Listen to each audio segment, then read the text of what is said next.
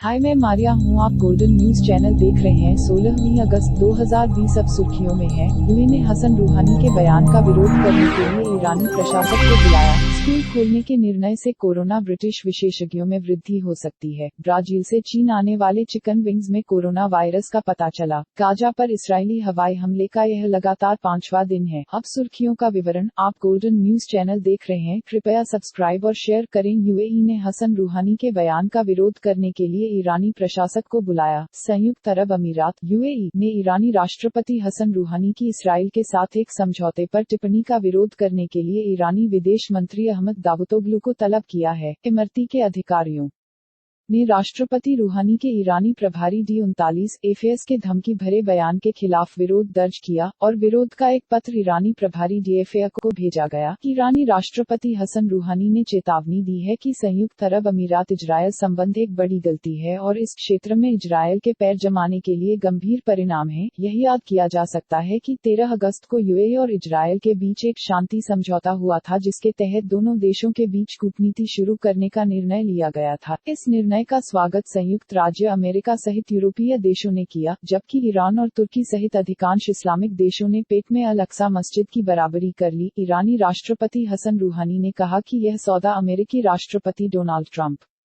को फिर से चुनने के उद्देश्य से था, जबकि तुर्की ने संयुक्त अरब अमीरात में अपने राजदूत को वापस बुलाने पर विचार करना शुरू कर दिया है। स्कूल खोलने के निर्णय से कोरोना ब्रिटिश विशेषज्ञों में वृद्धि हो सकती है। लंदन के ब्रिटिश विशेषज्ञों ने चेतावनी दी है कि प्रधानमंत्री बोरिस जॉनसन के स्कूल खोलने के फैसले से कोरोना में वृद्धि हो सकती है। कोरोना मामलों में ब्रिटेन ने पहले ही प्रतिबंधों को कम कर दिया है, लेकिन बंद होने से छात्रों को भी नुकसान पहुंचा है। इस वर्ष की पहली तिमाही में ब्रिटेन की जीडीपी 20.4% गिर गई। विशेषज्ञों का कहना है कि सरकार को यह दावा नहीं करना चाहिए कि स्कूली बच्चों को कोरोना में स्थानांतरित किए जाने की संभावना कम है। विशेषज्ञों का कहना है कि जब स्कूल फिर से खुलेंगे तो महामारी बड़े पैमाने पर फिर से उभर सकती है। ब्राजील से चीन आने वाले चिकन विंग्स में कोरोना वायरस का पता चला। ब्राजील से चीन आने वाले जमे हुए चिकन पंखों में कोरोना वायरस का पता चला है। एक विदेशी समाचार एजेंसी की रिपोर्ट के अनुसार चीन के शेनज़ेन और शियान के चीनी शहरों में जमे हुए चिकन पंखों के पैकेजिंग नमूनों में कोरोना वायरस पाया गया है। स्थानीय अधिकारियों के अनुसार शेनज़ेन में जमे हुए चिकन को ब्राजील से आयात किया गया था। ब्राजील की कंपनी का कहना है कि चीनी अधिकारियों ने जमे हुए भोजन में कोरोना वायरस की उपस्थिति की पुष्टि नहीं की है। उनका कहना है कि कंपनी कोरोना के प्रसार को रोकने के लिए हर संभव कोशिश कर रही है और अभी तक इस बात का कोई सबूत नहीं है कि भोजन में वायरस फैला है। दूसरी ओर, विशेषज्ञों का कहना है